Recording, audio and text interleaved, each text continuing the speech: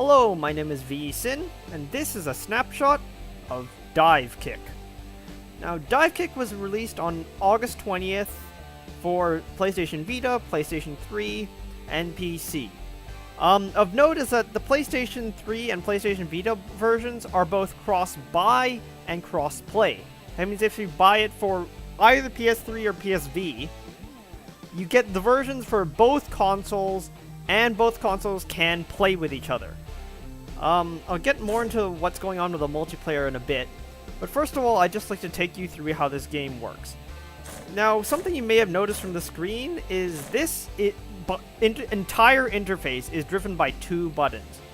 The default is L and R, but I rebound this to left on the D-pad and the circle button just because I prefer that.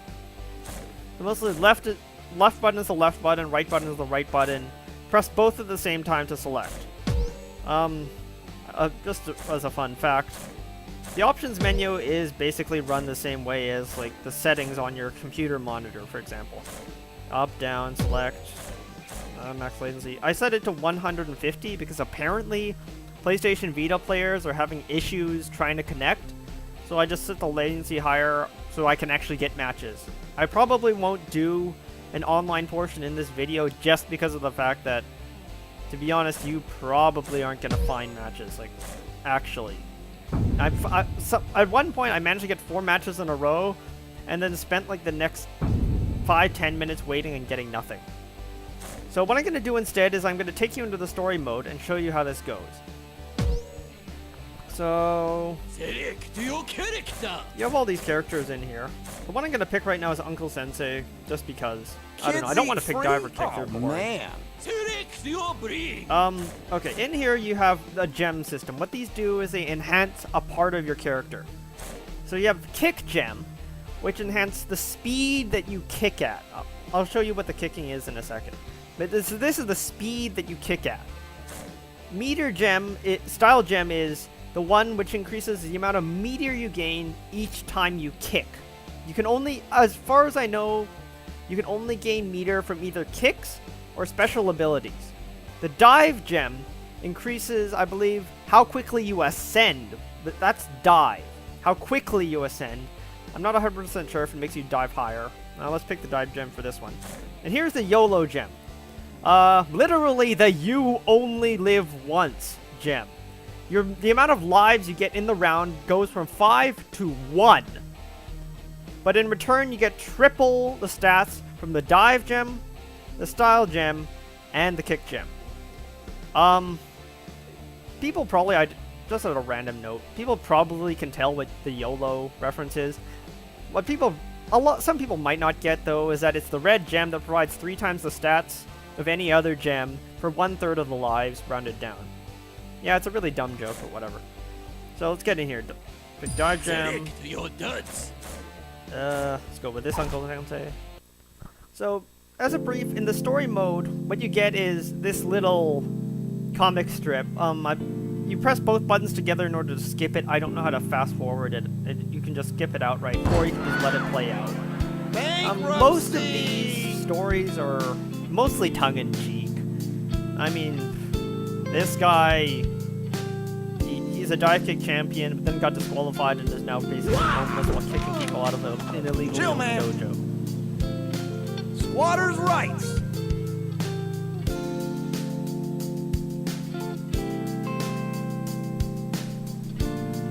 Dumpster dive! Instant ramen!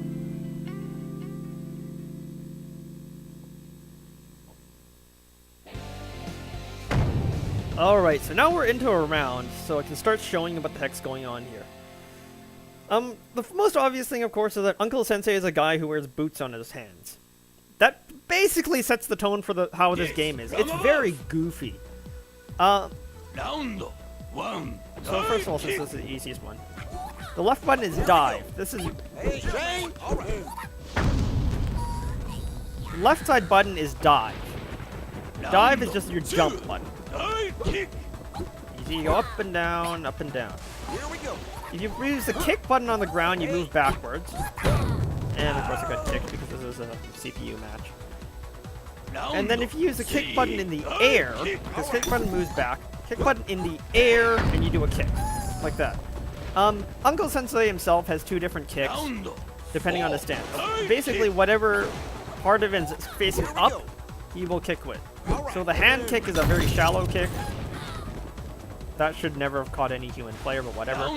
When he's doing the handstand, he's jumping like that. His feet are in the air, that means he'll kick down. One of the neat things about Uncle Sensei, this is specific to Uncle Sensei, is that he can change the trajectory of his kit in either direction while mid-air. That's one of the things he can do. So what everyone has is a set of special moves. Uncle Sensei's aerial special is stance change. He changes the trajectory of his kick. His ground special is a super jump. He just jumps really high. All the characters have 2 different specials. They're activated by pressing both buttons together while either on the ground or in the air. If you look in the corners, at the little shoe there, that's the meter gauge.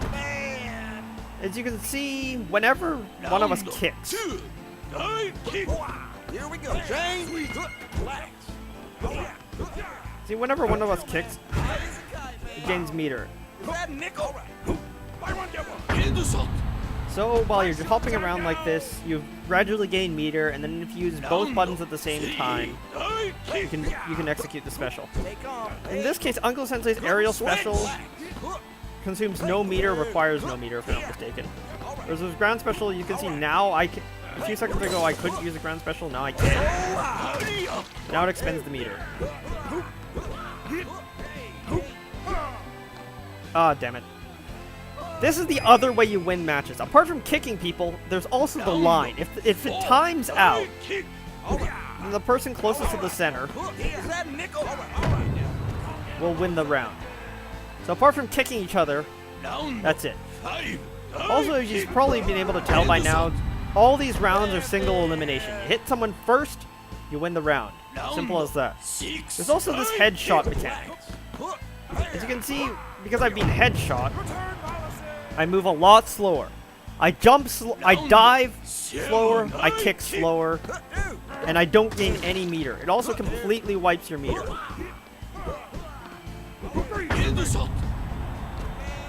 So now I'm going to try and concentrate so I don't get completely wiped out by marksman.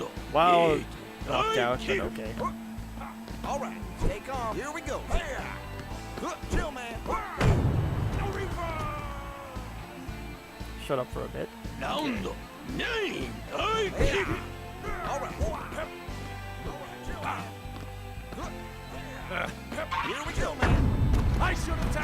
As you can see, though, the CPUs aren't that smart.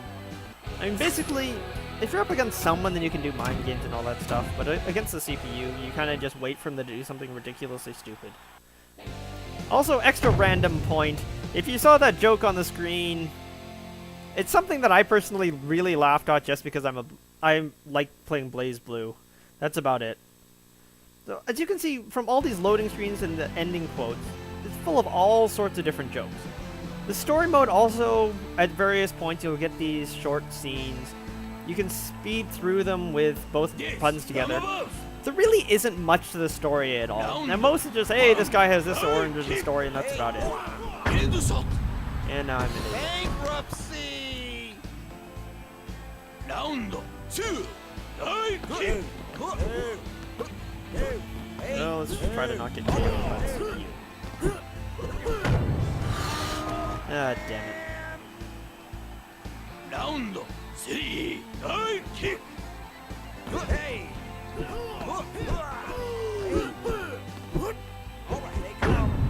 There we go. Fraley's kick range is really short, but he does have some of the best defensive zoning. The annoying thing about Uncle Sensei is that his handstand stance is so damn tall. Here we go. Hey, here we go. And one of the downsides about Jafale is that every round his head grows larger. But that also makes him really easy to headshot.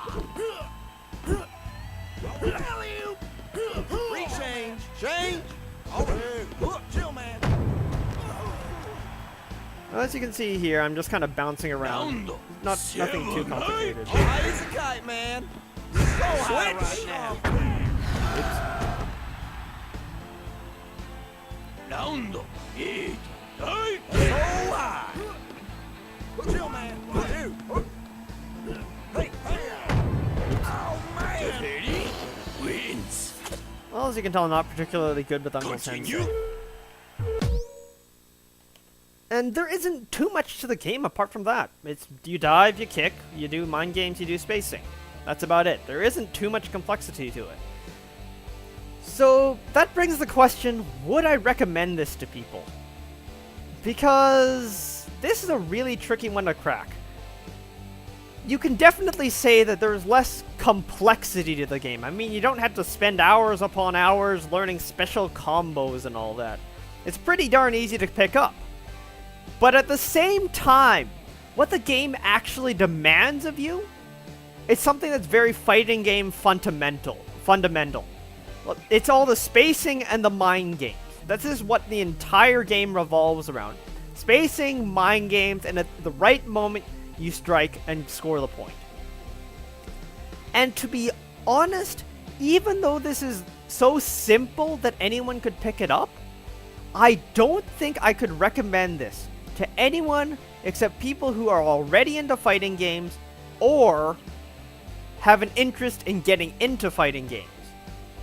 And the reason why I say that is because on its own, the Divekick package is story mode. What you saw there, you go up against the CPU. It's kind of wonky, but then again, all fighting games have really wonky CPUs. Versus mode, which is, well, versus mode is just, you play against someone locally. In this case, because I'm playing the Vita version, something special you can do with it. I'll just go into this for a second. If you can look on the screen there, you can see that the left side is selectable with these two buttons, right side is selectable with these two buttons. Just one small little interesting gimmick about the Vita version is that you can play this two-player, multiplayer, local multiplayer on a single Vita. It's one of the nice little gimmicks about the Vita version, but other than that, there really isn't too much special compared to the PC or the PS3 versions. I believe the PC also has this exact same mode, just with different key bindings.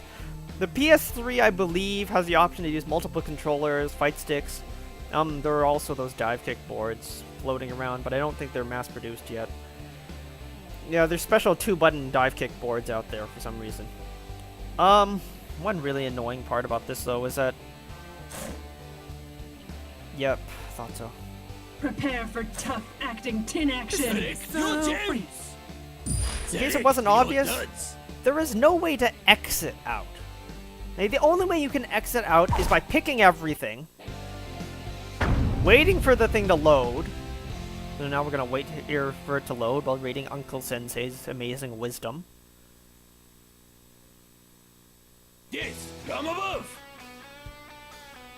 Round 1. Die kick.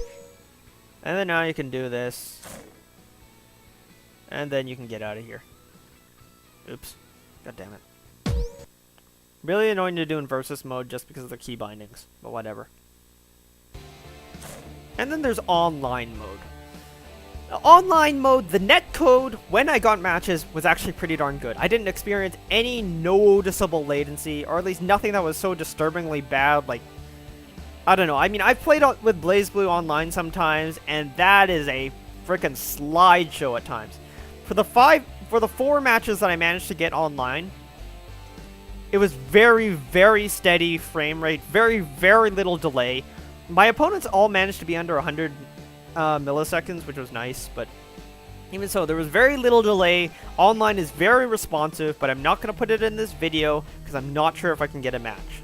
And even if I do get a match, this is the wrong Vita I'm playing on. My other Vita is set up for Nat 2. This one is not. Options menu. And apart from that, that's all there is to this package. And this is why I say it's not very good for completely casual players who have no idea what a fighting game is and are looking at this as a way to explore. That is the wrong person to buy Divekick. Complete wrong person to buy Divekick. It's okay if you are interested in fighting games and want to understand what it is like to emphasize spacing and mind games. It is okay if you're a fighting game enthusiast who already understands spacing and mind games and wants to try a different game that doesn't have such a steep learning curve. In that regard, I think this is a great game specifically for the fighting game faithful. Because if let's say you have a friend who likes Street Fighter, you play Tekken, and some other friend plays, I don't know, BlazBlue, for example. If it's pretty clear that all the characters in the different games had different movesets, different frames, different mechanics sometimes, so it's very hard for you to jump between games without putting in an extreme amount of time into trying to figure out the other games.